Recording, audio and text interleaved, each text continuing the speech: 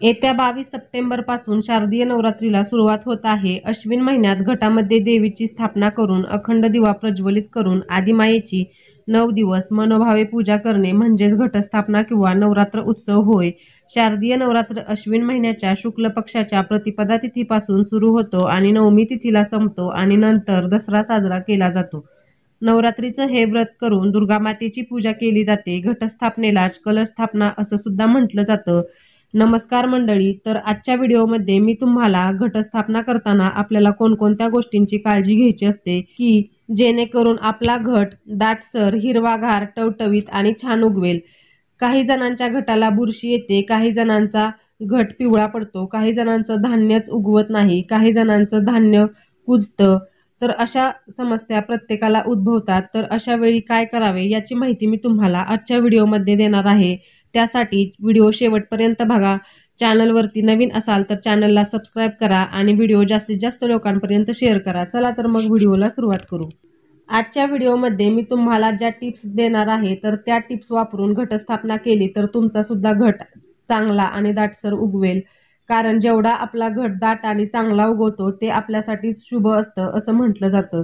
त्यामुळे अशा काही टिप्स तुम्ही वापरल्या तर नक्कीच तुमचा सुद्धा घट दाटसर, हिरवागार आणि चांगला उगवेल। तर बघूया की कोणकोणत्या टिप्स आहेत। सर्वप्रथम आपल्याला घटस्थापना करण्यासाठी जी माती लागते त्याला आपण वावरी म्हणतो किंवा मग काही ठिकाणी वेदिका असं सुद्धा म्हटलं जातं।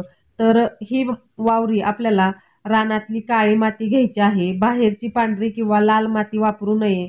काळीच वावरी आपल्याला घटस्थापना करण्यासाठी वापरायची आहे। शेतातील काळ्या मातीतच आपल्याला धान्य पेरायचे आहे।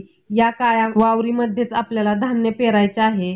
त्यानंतर ही वावरी आपल्याला चाळून घ्यायची नाही, कारण चाळलेली जर वावरी आपण घेतली तर त्यामध्ये पाणी ज्यावेळी आपण घटाला शिंपडतो त्यावेळी त्याच्यामध्ये जास्त चिखल होतो आणि आपला घट चांगला उगवत नाही, घटाला बुरशी येते। तर आपल्याला चाळलेली वावरी घ्यायची नाही।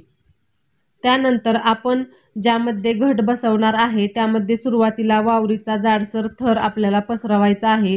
सर्वात खाली जाडसर वावरीचा थर द्यायचा आहे।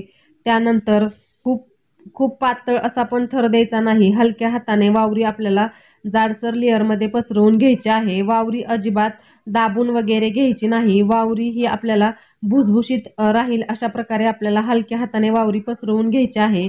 जर तुम्ही घट बसवताना ही काळजी घेतली तर नक्कीच तुमचा सुद्धा घट छान उगवेल।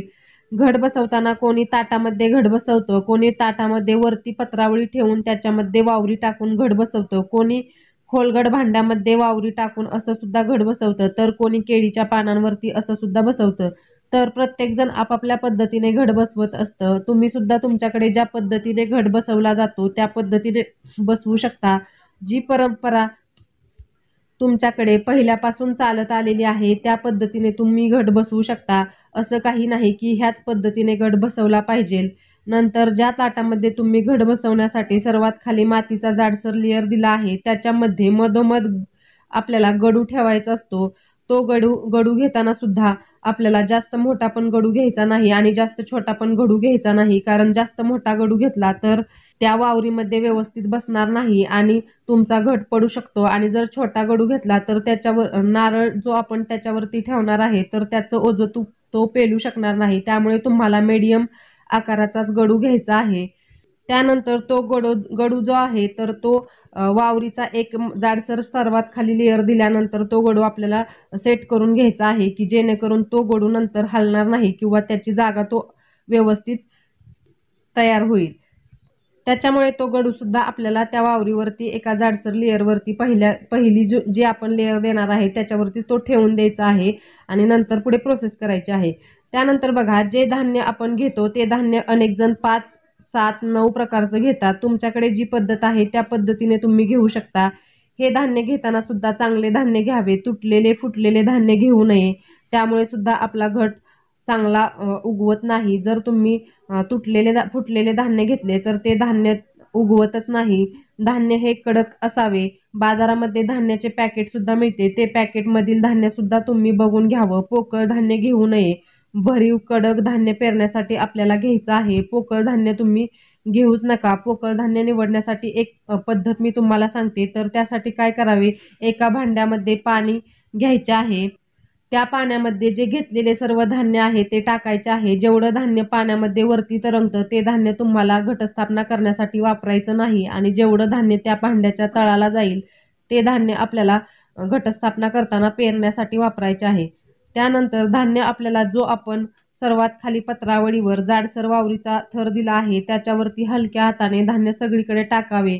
त्यानंतर वरती हलक्या हाताने वावरीचा परत पातळ थर द्यायचा आहे. जास्त जाडसर लेअर नंतर दुसऱ्या वेळेस द्यायचा नाही, कारण त्याच्यामुळे सुद्धा आपला घट चांगला उगवत नाही. वावरीला जास्त हाताने दाबायची सुद्धा नाही. हलक्या हाताने आपल्याला वावरी टाकायची आहे. त्यानंतर परत एकदा धान्य छान हलक्या हाताने टाकायचे आहे आणि नंतर वावरीचा हलक्या हाताने परत एकदा थर द्यायचा आहे. अशा प्रकारे तुम्हाला 3 लेअरमध्ये तुम्हाला वावरीचा थर द्यायचा आहे. अशा प्रकारे जर तुम्ही धान्य पेरले तर नक्कीच तुमचा घट दाटसर टवटवीत चांगला उगवेल. त्यानंतर जो गडू आपण घट बसवण्यासाठी वापरणार आहे तो मातीचा असावा, कारण मातीच्या गडूमध्ये ओतलेलं पाणी हे थोडं थोडं पाझरत असतं. त्यामुळे सुद्धा घटाला जेवढं योग्य प्रमाणात लागेल तेवढंच पाणी त्याच्यामधून खाली पाझरतं. त्यामुळे सुद्धा आपला घट चांगला उगवतो. घरातील पाणी सुद्धा घटाला तांब्याने किंवा ग्लासने ओतायचे नाही. एखादं फूल घेऊन ते पाण्यामध्ये बुडवून सकाळी ज्यावेळी तुम्ही घटाची पूजा करणार आहात त्यावेळी एकदाच एका दिवशी शिंपडा. जास्त वेळा पाणी शिंपडू नका. त्यामुळे सुद्धा तुमच्या घटामध्ये पाणी जास्त होईल आणि घटाला बुरशी येईल आणि घट चांगला उगवणार नाही. त्यानंतर बघा, धान्य ज्यावेळी तुम्ही वावरीमध्ये पसरवता त्यावेळी अशी सुद्धा काळजी घेतली तर घट नक्कीच चांगला उगवेल. धान्य टाकताना जे मोठं मोठं धान्य आहे ते धान्य आपल्याला टोपायचं आहे. म्हणजेच मका, खपली यासारखं धान्य तुम्ही टोपू शकता. त्या धान्याचं टोक वरती येईल अशा प्रकारे तुम्हाला ते धान्य टोपायचे आहे आणि छोटं छोटं जे धान्य आहे ते पसरवून घेतलं तरी सुद्धा घट छान उगवतो. अशा प्रकारे तुम्ही जर बारीक सारीक गोष्टींची घट बसवताना धान्य पेरताना काळजी घेतली तर नक्कीच तुमचा घट चांगला दाटसर हिरवागार टवटवीत उगवेल. तर या गोष्टींची घट बसवताना नक्की काळजी घ्या. तुमचा सुद्धा घट छान उगवेल आणि घटस्थापनेच्या सर्वांना खूप खूप शुभेच्छा. अशाच माहितीपूर्ण व्हिडिओसाठी आपल्या सणवार मराठी या चॅनलला सबस्क्राईब करा आणि व्हिडिओ जास्तीत जास्त लोकांपर्यंत शेअर करा. धन्यवाद. श्री स्वामी समर्थ.